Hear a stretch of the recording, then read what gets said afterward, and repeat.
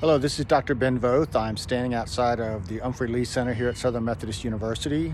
This is part of the online learning video series. Hopefully you have watched and looked at the I Have a Dream speech by Martin Luther King. What we're trying to think about right now is how did Martin Luther King give that incredible speech that he gave? And so I definitely think that part of the secret there is that this thing behind me on Humphrey Lee's wall, which is the First Amendment to the United States Constitution. So I definitely want to take a look at that here for a moment and think about the civil liberties that are found there in this memorial. And so, of course, what I want y'all to understand is that what King is working with is that there are 5 freedoms in the First Amendment.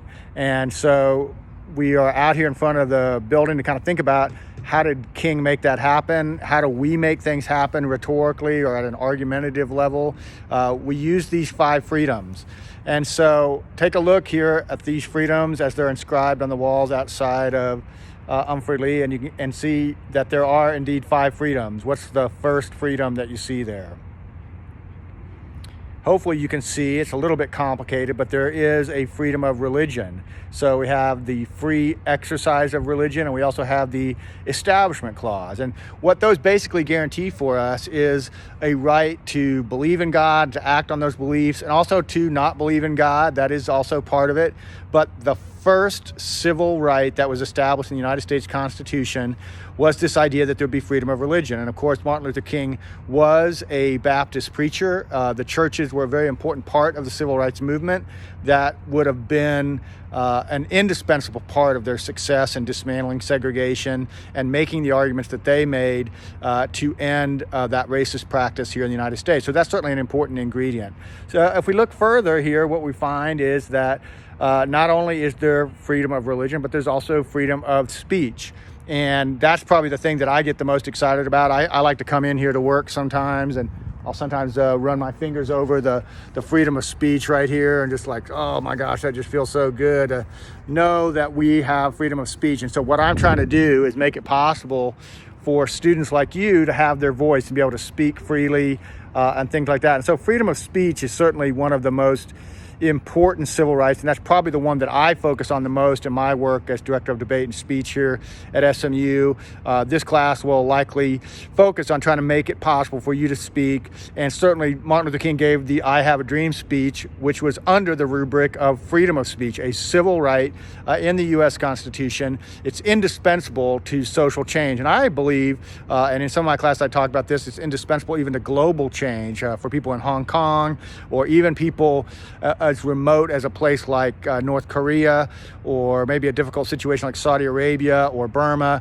The idea of freedom of speech is one of the most famous American notions around the world. And so this is a really important civil right, and one of which I probably have the greatest passion for. And to be honest, I'm kind of concerned on colleges and university campuses that sometimes this is not respected. We sometimes think that we have a right to not hear people.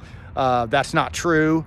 We have freedom of speech, and that means the Supreme Court has ruled strongly on this, that includes speech you don't want to hear, speech you disagree with, speech that you would characterize as hate speech is actually protected by the First Amendment of the United States Constitution. It's a civil right. When you want to end that, you want to take away people's civil rights. So with that civil right, Martin Luther King was able to argue there in August of 1963 that there is a dream that he had, and there's a better world that America could have if they agreed with the arguments that he was making there. So those 2 are obviously very important to me, but there are 3 more freedoms, and so we want to kind of take a look at those. The other freedom, which is also important to this building right here, is the freedom of press. And so inside this building, we actually have a journalism program, and journalists are encouraged to inquire and ask questions of those in power. That's always been a kind of a thorn in the sides of those that are politicians and the decision makers, and that's always going to be true.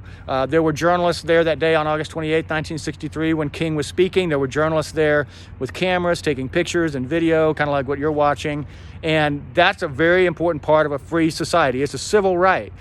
Freedom of press is a civil right, and we have students here at SMU learning about how to do that and have a free press and things like that. So that's a third freedom, and it's very important. And again, like the 5 fingers on your hand, I always want students to know about this.